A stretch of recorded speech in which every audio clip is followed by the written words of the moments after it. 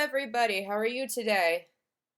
All right, so I did get rage baited on X, and I thought that it would be a great idea to share.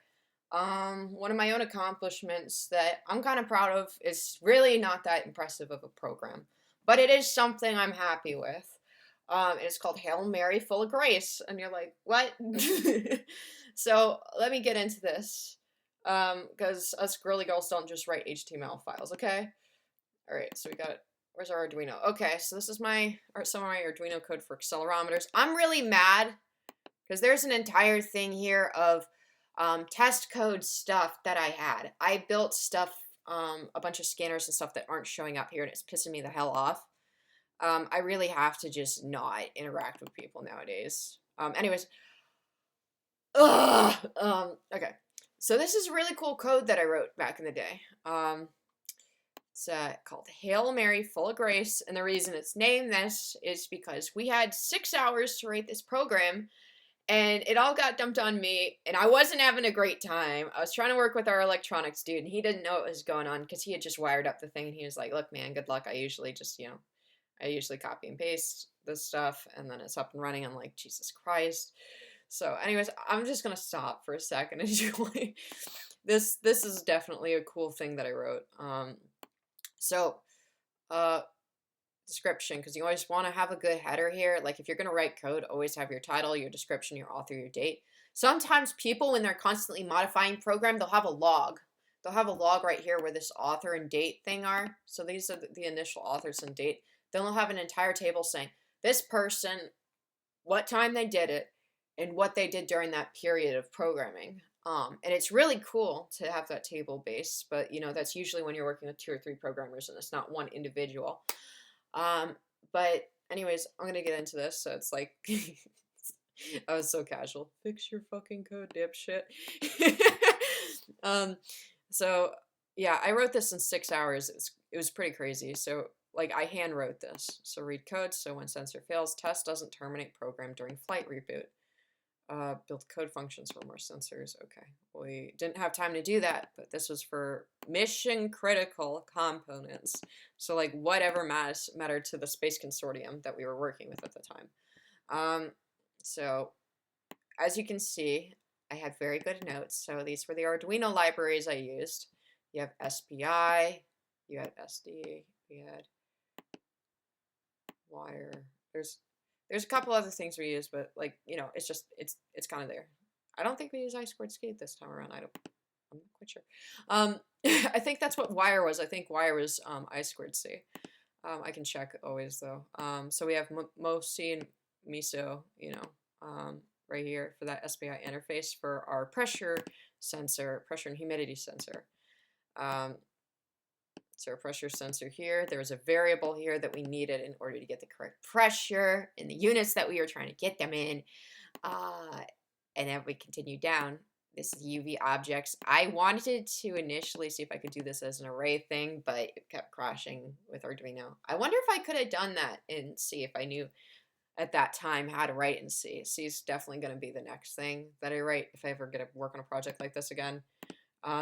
That I'll write one of these sensor classes in. I think I'm eventually going to, regardless of situationally whether I do that with NASA or not. I definitely want to learn how to do that with sensor classes. Adafruit, so that's just initializing the variable here for the sensor. This is creating a variable for our data file that we record the information to, because this is a flight recorder program. I wrote a flight recorder program in 6 hours. And it's so crazy. Oh my god. Okay, UV data vars. I did try and do this one as well as an array. Did not work out. Had to keep it the way it was. The computer was freaking out. It was like, what are you doing, my guy? So it was great. All right, this is a time constant. We did that in long. Setup. So this is our setup here. This is kind of like where we stack everything onto our little program thingy majigger to set up the class and get it right and stuff. That's great. So we had hardware protocol for the SD read and write, because we had an SD card to read and write too. So that was the pinout. That was the digital write. Okay. Then we have the baud rate, and this is, I'm pretty sure this is frequency. It could be hertz. I could be wrong. So serial began here at 9600, and then serial. Then we had delay 100. So that's a tenth of a second. I'm pretty sure it's a tenth of a second when you do 100 for serial begin in Arduino. Then we have UV test. We had UV setup for the UV sensors. Now this, all the stuff down here, all these classes, these are ones I wrote by myself that same night. So like, you know, it was a nut job thing. So, and we'll get into those functions down here a bit. But UV test, UV. So tested it, set up the UV sensors to write to. This is BMP test and set. I don't know why I felt like combining it here. It just made it so much easier because I was like I had such a time crunch to get this done. So I didn't really separate those, and I didn't find it too necessary to do that anyways. SD reader test. Oh, and then we write header when we initialize. So a nice thing about the fact that I created a write header file in the setup is every time the battery crashed on this thing, because we had spent 2 or 3 months wiring the sucker up, and I was like, my buddy was busy with work and stuff, and I was like, okay, dude, please be done with the wiring so that I can get this thing done. And he was like, okay, I'll have it next week. Okay, I'll have it next week. Okay, I'll have it next week. I'm like, do you have it done? It's like, not yet. I'm like, oh my God. He's a great guy, great kid. Not kid, he's a grown ass man. My humor is awful. Jesus. So every time the program crashed and there was an issue with our power system, it would do a write header at every time that the program initialized. So that's how we could tell during testing that there was an issue or something wrong. So you'd be reading through this huge file, and I'll see if I have a copy of it. I don't know if I still have a copy. Jesus. Saying Jesus like crazy. Oh my goodness. And yeah, there was a couple of those during flight time, because when the balloon popped, because this is a payload for a weather balloon, when the balloon popped, it started smacking around into some of the other payloads and stuff as it was falling from outer space. And the power cut out a couple times, and that wasn't great, but you know, it survived. That's what really mattered. So we had void loop, we had the BMP serial test, UV serial test, then we had log data, delay. So with just these two, well, it still wrote from this other. Did it write from anything else besides those two at the time? Everything else, we bought some sensors from China, and they all don't work on Arduino, so we had to literally write that code in. It would have had to have been written in a header file and then in like a .c file, and it would have been a nightmare. And I'm just like, or a CPP. I gotta look at this stuff. Goodness, I think you get a .h and a CPP file when you do C. It's not that hard to learn it. It's just a pain in the butt. So like, go back and look at it. I mean, I'll do it if it's something important enough to where I have to like look at those files and get it completed. But it's just the effort that it takes to write that stuff. And I don't like getting called an idiot and stuff too. Like, oh, you should be focusing on this. I'm like, yes, I get it. I know. And it's just like, you know, it's like not too much time to be working on this stuff when I should be working on this. I should be focusing on my studies as much as I'm focusing on this stuff, because if you can't apply it, then you can't get a job. But, you know, people really don't understand that with programming. It's not just the degree path. You have to also practice this a lot if you want to get employment opportunities. And that's kind of unfortunate that a lot of people don't understand that part of this. It's really sad. Anyways, void loop. So you have the serial test, UV sensor, log, this, blah, blah. So every second it's doing the thing where it's like, I'm going to log the data every second. I'm not going to do it too often. So if I did delay 2000, that delay 2000 here would insinuate that, okay, every 2 seconds I'm doing it. If I did delay 500, every half a second it would be recording the data. But in the loop, that's what was occurring. So anyways, all these classes here I hand wrote, okay? Like this, well, not the delay part, but these guys. Yeah, those are all written functions. And they have those functions defined right here. And that's after these this executable right here, those two executables. So it was calling lower into here, into where it actually wrote out the classes in full, so that if something was wrong with any of said classes, I could just remove it and see, okay, that's the chunk of code that was the problem. But in general, that people could just come up here and look at a certain class, and if there was an issue with, not a class, function, someone could come up here and look at one of the functions and say, okay, if I remove this, the program's running. Then it would say, okay, there's an issue with this guy. So I wrote it in that way just because it was just much easier for real-world application. It was just much easier on the compiler as well. So that it wasn't just constantly booting code and crashing out, because it's just so annoying when people don't like account for that stuff. Because it's like, great, now I have to store all this data and have this file open and stuff from this executable. And if I have a bunch of stuff on my cache or just there within that deck of cards that the system's pulling from, it's just going to drain so much power and so much memory, and I don't want that when I'm writing a code on a small device, because what the hell. But yeah, so there's that stuff. So there's the write header file. So this entire thing scanned, checked if there was an SD card in place, and if it was, then okay.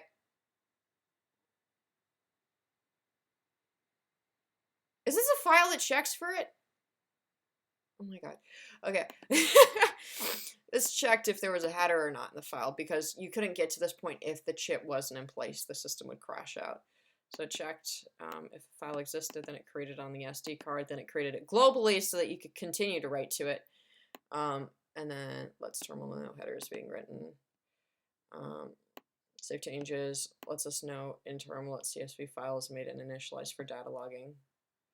So I could have probably cut that out, that piece of fat, but this was written in 6 hours from scratch, so it's just the old code was not working, and this was my Hail Mary. Okay, stop, shut the fuck up. Oh my god, stop saying the F word, you ruined this. Right. No, I don't want this on the other screen. I want this on this screen. Why are you being weird right now? Come on, get back here, you little sassy friend. Get back here. I'm not finished. So, like, part of the problem with this program was I had, like, no way to understand how it was properly being wired up. So, go away, please. So I literally created an I2C address tester. And there was stuff as well for serial, and there was one for just I2C, but SPI as well. So I had 3 of these that I was testing constantly to make sure everything was wired up properly, and if something wasn't wired up or like telling me the information correctly, I could go back in these classes that I also wrote that night and check that they were running. But it sucked because it was like, where are the other 2 classes? I think they're on another hard drive right now. I swear. It's so annoying with this stuff. Where are you? There you go. Yay! Log data. Open SD card. So it would go through. You can see all these print files. So it was printing those out. And you were getting those recorded onto the actual SD card for each line that it needed to be written to. So ends line of data, close file. So that was nice. All right, then this is the tests and setups. So I had one for the reader.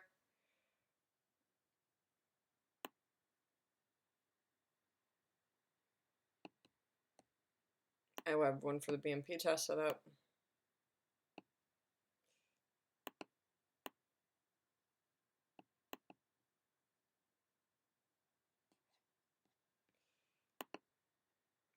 Test for UV sensor, initialize sensor.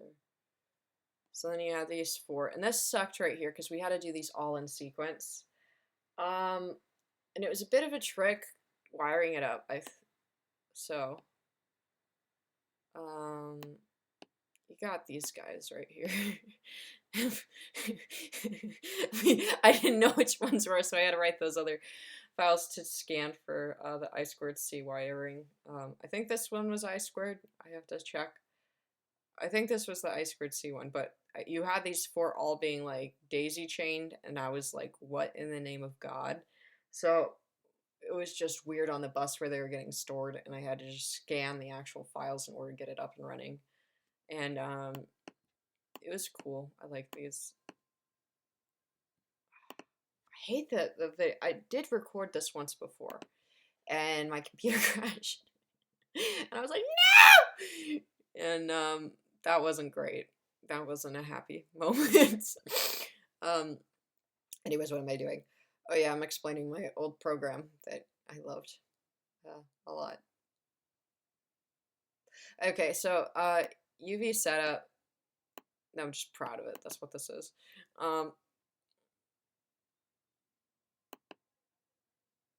This is another one.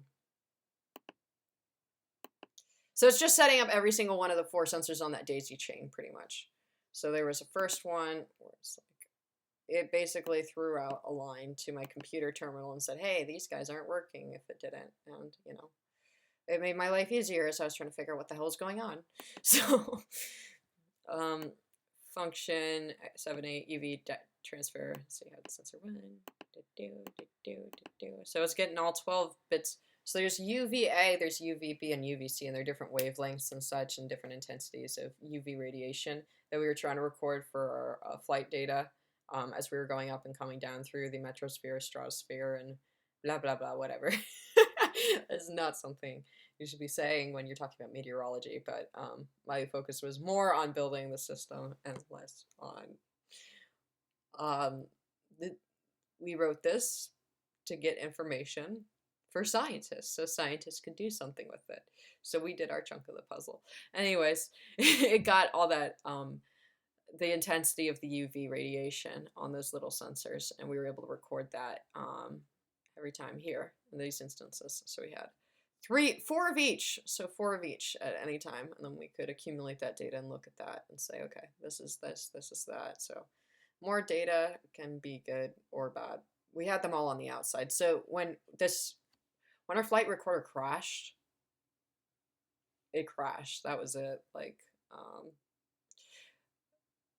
those UV sensors were on the outside of the thing, so they were sacrificial parts of the system. I would have loved to have built a cage around them, but yet again, you really would have had to talk to the mechanical engineers about that, and that would have been a bit of a trick to, I think, build a skeletal structure around it that allowed you to get that data in. So anyways, I always talked better with the mechanical engineers than some of the programmers. I don't know why. I like programmers too, but I don't know, I just like roughhousing a bit more and being a dork. So this logged all that stuff up when we were writing to the chip. It was great. And functions 9 and 10, so we had serial tests.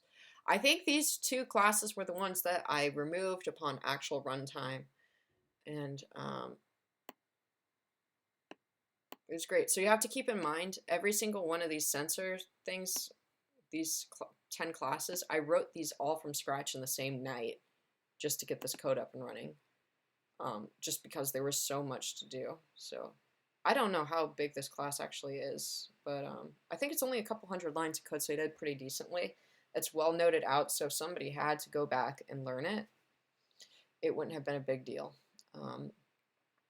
But, you know, I really wish during the presentation, my one comment is I wish during the presentation that we were able to say that title because it was so damn funny.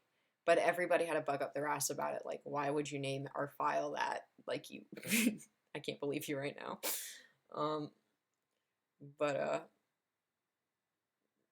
Yeah. Yeah, I had a great time writing this. This was definitely one of my cherished college memories. I was not the person to go out drinking with friends. I was the nerd, the weird ass nerd who just built stuff like this. So, yeah, this is my thingamajigger, and well, I hope you enjoyed my little presentation on that. But yeah, I wish I had more of these. but there were entire classes I had written here to scan for those, and I couldn't get the C implementation because there's a way to transfer from C into Arduino. I couldn't figure that out in time, so we had to just abort the other ones and get the other ones working. But this is working around worst case scenario programming, so this is a great example of yeah, making mission critical components work when you're kind of there live on the wire and you have to get it done and you're the last guy standing for the night. So um, yeah, don't let failure consume you. Still try if something is going absolutely wrong, because if you try and you keep trying, you'll eventually succeed. And I didn't know that I could write this all in one night, so if that's a testament to believing in yourself for 5 seconds of your life, yeah, I think this was a good one. Hail Mary, full of grace. It's a good program. All right. Anyways, thanks for tuning in.